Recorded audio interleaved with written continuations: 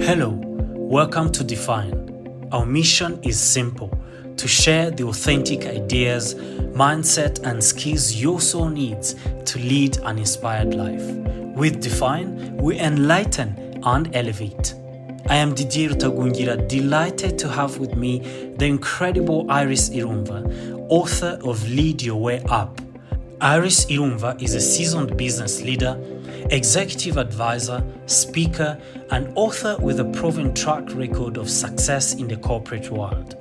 With an MBA holder in Human Resources Management from the Oklahoma Christian University and a wealth of experience managing teams of over 1,000 people in East Africa, Iris has established herself as an authority in the field of human resources, leadership, and career development. Iris is currently the founder and CEO of Lead Access Limited, a consulting firm with a mission to empower leaders at all levels through coaching and mentoring. On this episode of Define, we're diving into an exciting topic: navigating career success and mastering leadership.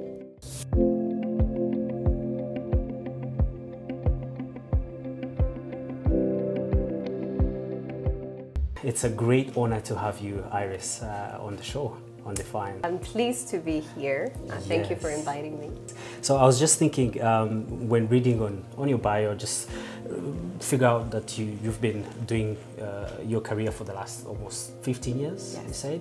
So I'm really curious to know, what would you say has been the most memorable, the beautiful moment of your career, if you can remember? That's a very complicated moment to define because there have been so many moments that have defined or shaped my career. But one that I always love to talk about is the genesis of it all, how it started for me. And I think working in a very competitive market as a fresh graduate is what shaped my career, and I was very pleased to be working for an organization that pushes young people to drive their careers and to get far. So that is the moment that defined my career. It was the foundation and the right start, and having great mentors from the go. I started in 2009 and started in HR. I like to say HR chose me, I didn't choose it. I just happened to be in that environment and working with, I would say, very mature people and a team of people who didn't want to handle lots of things. So I was the little girl that they would push on every work that they don't want to do. So that helped me strengthen my work muscle and reflection muscles. If you could just give an overview of the importance of career success and effective leadership in today's professional arena. I think it's a why question. Yes. And defining it in a few words, I would say that pursuing career success is not the ultimate goal, but fulfilling your career purpose is what is the ultimate goal. So many people struggle at defining what their career path is going to look like, because mostly when you finish studying, you don't always get a job in the field of your studies. So some people will find themselves in careers that they didn't choose, like me. And what happens is either you are demotivated by the career you have, or you take the opportunity that you're given and you turn it around into something that pleases you. And if you cannot find it, you keep looking for that position that will be more fulfilling. But I know that most people will get stuck in their careers because they don't have the growth mentality of pushing themselves or of looking elsewhere. And I know this because there was a time I was stuck as well in my career. Yes. And I wanted more responsibilities, I wanted more challenging opportunities, and I had to voice it up. I had to say, I feel underused, I want more opportunities. And in some cases, I would go check with my colleagues if there is any area where I can be of support with them. So I think that what I would recommend anyone who's pursuing their career success is don't be so obsessed with a position.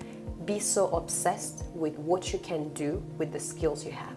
All right, yeah, that really makes sense. But I was just thinking, if now you're working in a place where maybe yes, you are really ambitious, you have things that you want to accomplish, you feel maybe underused as well. What are the steps that someone really need to take on? Be brave and be bold enough to say, I can do better than this. I think the first thing is to stop thinking in a box. Yes. As this is not my job description, so I'm not going to do it. That is where most people feel stuck because of corporate politics, where you're like, I don't want to do this. This is someone else's job. So you see a work not being done properly, and you're like, no, this is not for me. I will pass it on. And I think the idea for me is, if you see it, fix it.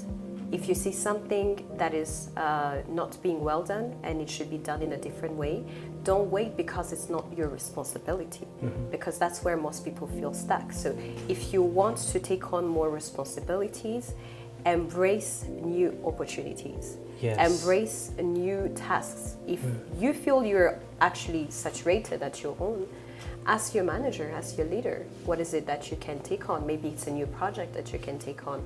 Maybe it's a new project that you can support in, because most of the people who are high performers, if they're not leading the project, they don't want to be in an environment where they're just going to go and learn. They just want to take things off.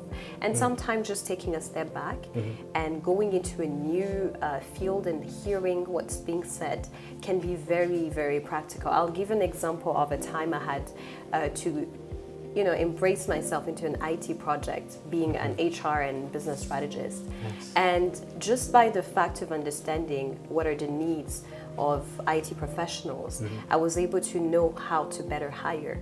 Just because I was in a place where I'm hearing things that are done differently, I can understand the characters of these professionals. So I think, in a nutshell, a way to boost your career, if you're someone who's hungry for more, is learn from teams that do not talk your same language, the language you understand.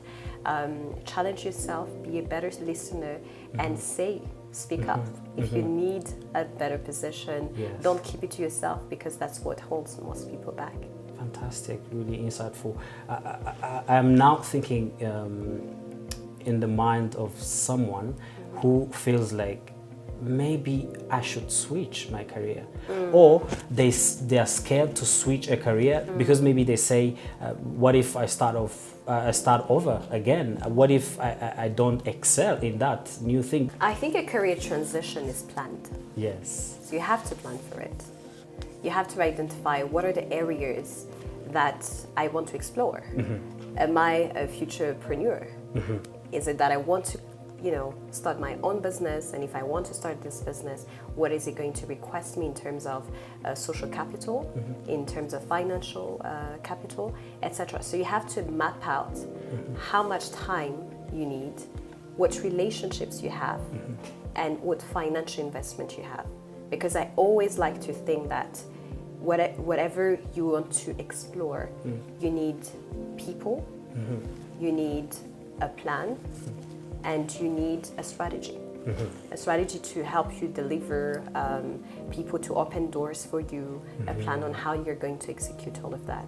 So what most people I see as a career coach especially, is that they have an idea. They know that they're not happy in their careers, but they just they're not hungry enough to go to the next step. Yes. Where they're planning their exit, where they're planning their transition to a new position. And that's not the most complicated thing, actually. The most complicated thing is to take the decision. Yes, yes. So that's why I like to say this for decision. If you're someone who struggles to take a decision, it could be the single thing that holds you back. Absolutely. It's not the people, you'll get them along the way. It's not the finances, sometimes you get it along the way. But taking that decision is because you know deep down that it's time for you to change, that the environment is not, empowering for you. But then most people will just stay there. They want the bare minimum, and the bare minimum can actually sustain them In most cases, it does. That's does, why yeah. they don't. They don't move. Yeah. But they're not happy where they are. And you touched a little bit on the coaching and mentorship. I was thinking to ask you about that, because to take that decision and to know that this is a time to move, you talked about strategy, you talked about different people who can be surrounding you and who can help you. What is the importance of really having coaches in our career success, in our career development? Who should we talk to? Where can we find these people who can help us? Because I know it can be really scary to do the transition in career and to grow if you don't have a supportive team that can really guide you, that can tell you you can do it, that can give you challenges. That's a great question. So for me, I'm a preacher of everybody should have a coach. Whether you have a career crisis or not, Yes. it can help you unlock new opportunities, it can help you learn more, it can help you just have someone that challenges you and pushes you to think outside of the box. So where can you find a coach? There are more companies like Lead Access, for instance, that have coaches that can help you, whether you want to develop your career, your leadership skills, your soft skills. You know, there's so many coaches, if you do your research, that can support you. The problem is finding that right coach for you, finding a coach who has experience in your area, finding a coach who has a mindset that is going to challenge you to find solution for your own. And on the other side, I find also that mentorship is very important in your career success. I always say it, I have multiple mentors who have helped me redefine my career, etc. So how you find one, again, is find out an area where you definitely need to upskill. Don't just say, because most people come to me and they're like, I want you to be my mentor. And I say, in what area? Because if you're very precise about the area you want to develop yourself in, it's going to be easy for you and your mentor to connect and find definitely like areas of growth together.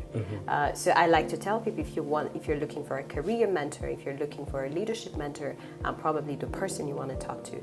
If you're looking for, I don't know, a financial coach, I'm probably not the best coach. So that's why I'm saying that for anything particularly that you need, find a coach or mentor that matches the skill or the area of your growth.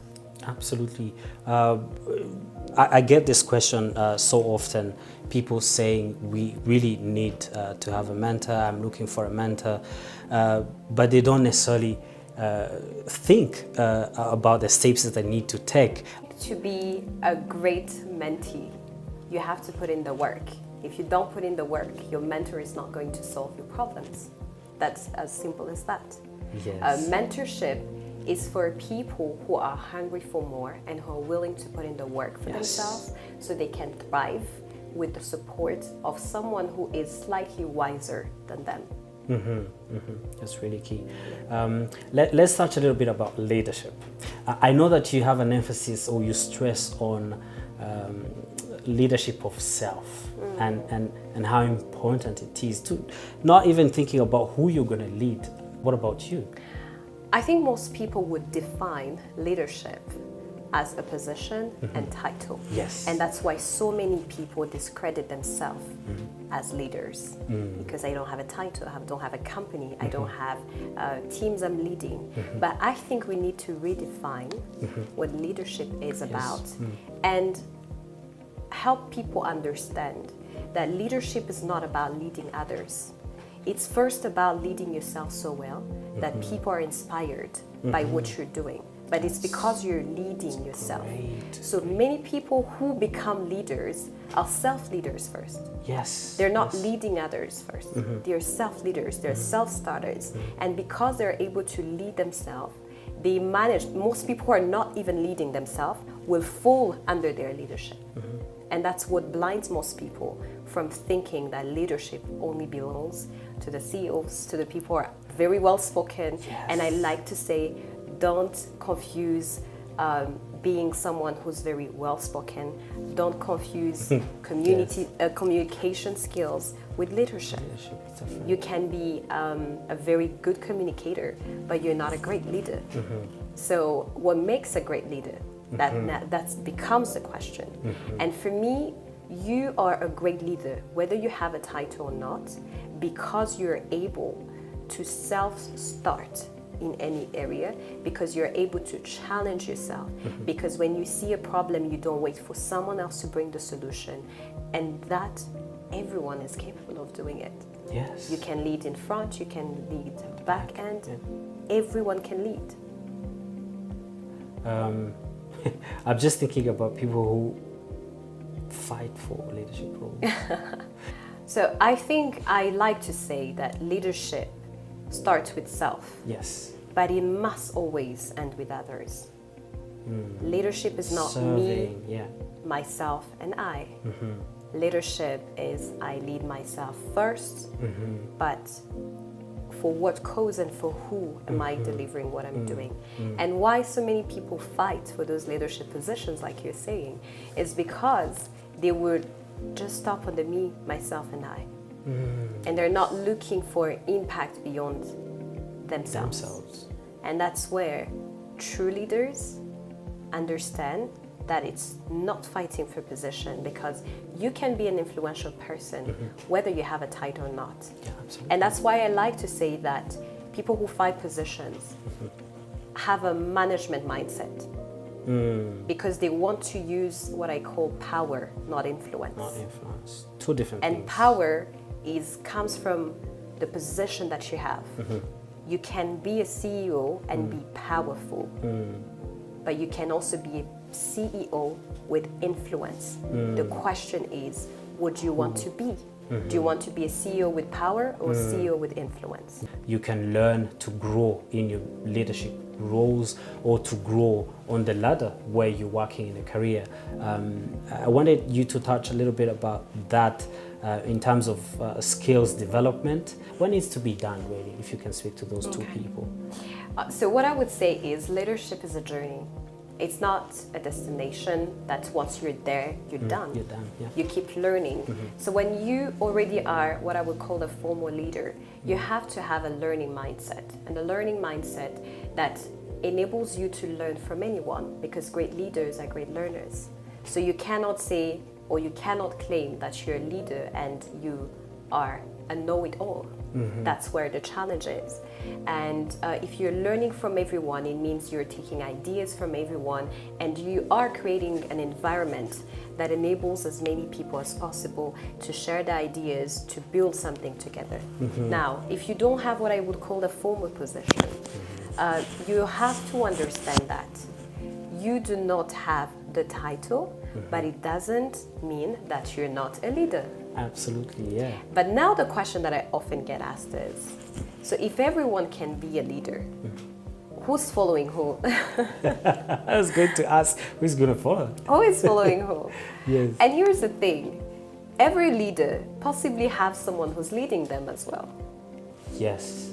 Think about it. Yes. In an organization, you will have a CEO who is leading, but they're reporting to a board that's reporting to stakeholders. So we shouldn't narrow our thoughts on if all of us are leaders, we cannot co-lead together, or we cannot, because the idea is not to dominate each other, it's to complement each other. Yes, that's really key. I wanted us to touch a little bit about the imposter syndrome.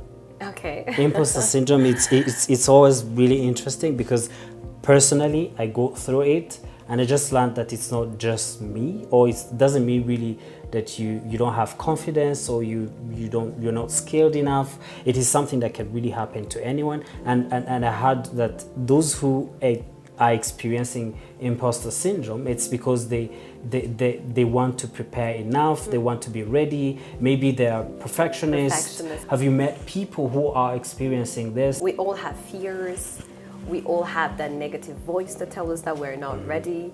Every time I go on a big stage speaking to crowds, trust me, I have that voice that was telling me, what are you going to say this time? Yes. Who's going to listen? What great ideas. But it's also because we all have that negative self-talk. Yes. That is there to actually challenge us. So now I know how to deal with it. The idea is not to freeze and completely, get in a state where you cannot even think straight. Now, the idea is knowing, and that came from one of my mentors actually, who once said, Iris, fear is a good friend to have. Yes. So I would say that, if you have that doubt, it's okay. It's going to help you stay alert, and it's going to help you prepare, right? So if you embrace it and you acknowledge that the best speakers in the whole world, they go facing that fear of public speaking, which is actually, by the way, the number one fear of professionals. It's public speaking. Yes. It's not being laid off. It's not anything else but speaking in public. That's the number one. And knowing that even the people that speak frequently still have that fear. Yes. So you have certain things you have just to embrace them and do it anyway. So I would say practice makes perfect. And that's what has helped me, at least, to know that certain fears comes with lack of experience, and the reason why we don't grow in certain areas is because we're not exposing ourselves enough. We prefer to stay in our comfort zone. So I like to say that growth happens in the new zone, and stagnation happens in the old zone. Yes. That's really powerful. I really, really like it. It's been a great conversation so far. We've learned so much. Personally, I learned really so much from Iris. And after a short break, we'll come back and talk about work-life balance. Please stay with us. We're back. Thank you for staying with us. I'm still with Iris Irumva. We're talking about career development, we are talking about leadership, and I hope you're learning a lot. Work-life balance. When do you think people should think about taking rest? So I don't think self-care should be something we aim to do at a particular time, which is when we are on holidays only. Self-care should be a lifestyle. It should be something that we embrace in every day. It should be something that we define for ourselves. We need to define, each one of us needs to define what rest looks like. I know that to some young people, we have the energy to work. So these are the areas, this is the era where you can be productive, do a lot of things. But also it's also the time where if you're not very cautious of how your body reacts to exhaustion, it can lead you to burnout. So I think it's up to everyone to define what rest means to them. For me, I had to decide that in my day, I find small moments to take deep breaths and to go outside, walk around my office, speak with the colleagues, and do something that allows my brain to breathe a little bit. And usually I would use my weekend as time to recharge, and I will use Thursday, which is my self-care day, which is a dedicated time to reflect on what I need as a person. It could be intellectually, it could be physically, it could be in any other area that I want to develop. But what I would love to say is work-life balance is a myth because everyone wants to define it in a collective way. So what it means to everyone should be what is the definition of self-care for these people. But now, how do you reconcile work-life balance collectively as colleagues, as a company? Yes. That's why I think those leave days do exist. Yes. But it shouldn't stop people from waking up early to exercise or exercising later in the day. So that's why I'm saying again, as a career woman or man, you have to define for yourself what will stop you from getting to a burnout point. So whatever that is, you just do it. Yeah. Any role of leadership into that? Because I think leaders in any career should also think about those people they're leading and create moments that can help them take a moment and pause and You're right. You're right. I think most burnouts we experience today is due to work. Yes. And that's why I often recommend leaders to get coaches for your team so that they can support them in different areas. And one way to know that a leader is exhausted is they take multiple bad decisions. Yes. And they frustrate their teams. They are absolutely not focused on the vision. They get lost in so many things. They're trying to take over on so many things, etc. So I like to challenge leaders and say, actually get out of your role. Let other people handle your job. Because that shows that you are empowering your team, as opposed to thinking that if you are not there, the work won't happen. And that's why most leaders are exhausted. It's because they think they're replaceable. So they want to do everything. Now I understand certain careers are more demanding than others. Yes. But if you're in a career that is demanding, that's when you should double the effort of empowering others so that everything doesn't depend on you. Because guess what? As a leader, when you're gone, they will replace you anytime, whether you're a leader, mid-manager, or junior. Yes. So you can hustle all you want, but the moment you're no longer, or the moment you have a disability, that's when you realize that everyone is replaceable. So of course we need to take care of ourselves, whether we are in a leadership role or not. It's really, really powerful. We are coming to the end of our conversation. It's really insightful. There's a lot I can learn from this. But let's talk about lead your way up. I've seen it, different people talking about this book, and it talks about how to be a leader at any level. Not necessarily positions, as you started saying. Maybe there are people who are thinking, how can I grow into being a great leader? Am I a leader at all? What is the story behind this book? Why did you write it? I think the whole idea of writing the book was most people coming to me and asking me, how are you able to lead as a young person, lead from one position to another at such a young age? How did you do it? And I thought I would share some of my leadership principles that enabled me to get to the positions I have, but also to become the person I have become. Because I like to tell people that the Iris of today is not the one I was back in the days. I didn't have a voice that was influential. I actually did not speak at all, even in small circles. I would keep my ideas to myself. Wow. But eventually the person I've become has pushed me to step out of my comfort zone and share the knowledge that I have, because I also feel that with leadership positions comes responsibility to empower others, to inspire, to motivate sometimes, but mostly to share strategies that have helped you get where you are. So that's what I wanted to do with Lead Your Way Up, and I'm very grateful that so many people find it very practical, that they're able to pick some of the mindset and tools that I'm sharing to get their careers to the next level.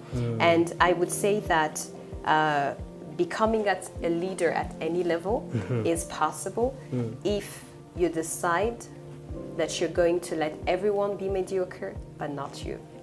Yes, yes, that's really powerful. So this is a great book that we would like to recommend to anyone who is aspiring to be a leader or to lead in a way that really serve others as well, because you talk about leadership as a service as well. So it's been an incredible conversation with you, Iris.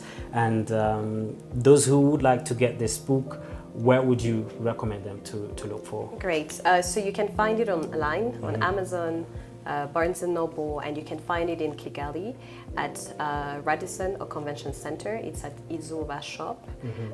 Yes, so you can also reach out to me on different social media, and we can always arrange a delivery if you are in Kigali. I'm really inspired to become a better leader where I am, and also inspired to help others to take a step and try out something new and lead as a service. Thank you very much for following us on Define, and thank you, Iris, for being on the show.